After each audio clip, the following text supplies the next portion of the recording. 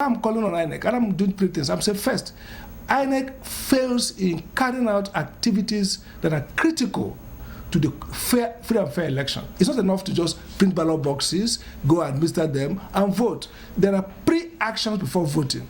Campaign finance is critical aspect of the credibility of election, because the Constitution recognizes that we don't want dark money. How do we know dark money if there's no documentation of inflow and outflow? Very important. 2, with INEC regulating campaign finance, you reduce the cost of election. If you look at the entry in one of the P2Bs, they expect about how many millions spent for election cases, over 700 million for electoral cases. So those kind of filing will tell us who collected what, which law firm. And again, this is important. Candidates can use public money to give to their family members.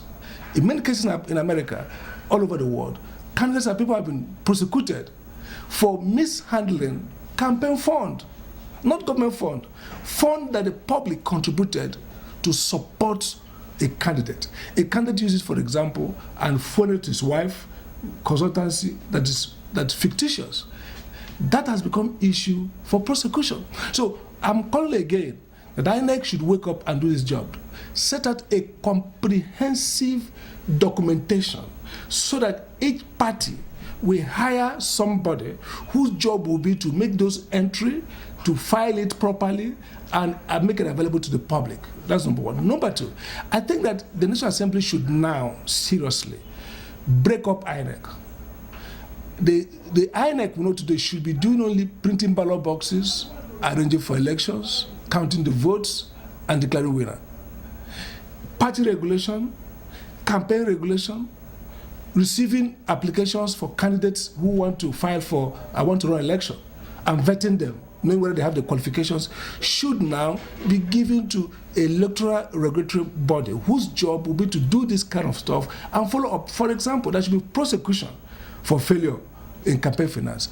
You don't just do election and then head off to do runoff, and then start thinking about the next election, start printing ballot boxes, spending money. There's no audit today of INEC accounts.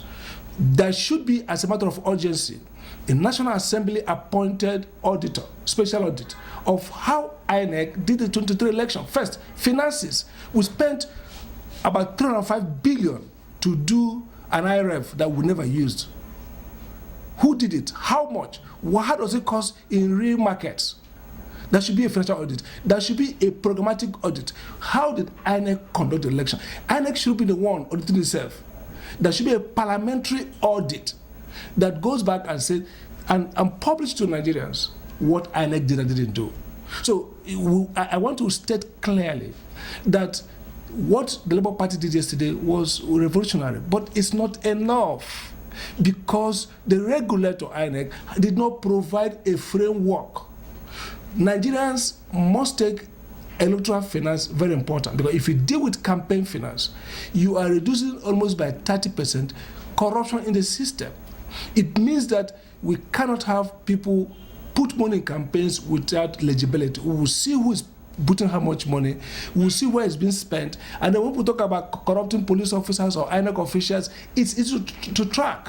So I want to restate again that the judgment we got from the Federal High Court, Justice Nyako, is still binding. That judgment says INEC should, as a matter of urgency, issue those formats, those regulatory documents that every candidate and every party must feel every money they receive from members, from governments, from institutions, from individuals, and those must be filed with INEC and available to public to scrutinize, so that we can bring the needed sunshine into our electoral process. Because look, all over West Africa today, the fact of very indecent, incredible election has become a major driver of instability, of democratic failure, and of development failure. And so we can't solve it if we don't fix the electoral system. So what I've done is to bring to the notice of Nigerians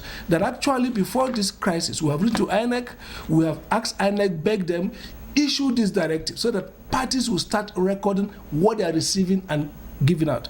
I've gone to court, got the judgment, and INEC has done nothing. So today, we go on INEC to stop work and fix this campaign finance leakage.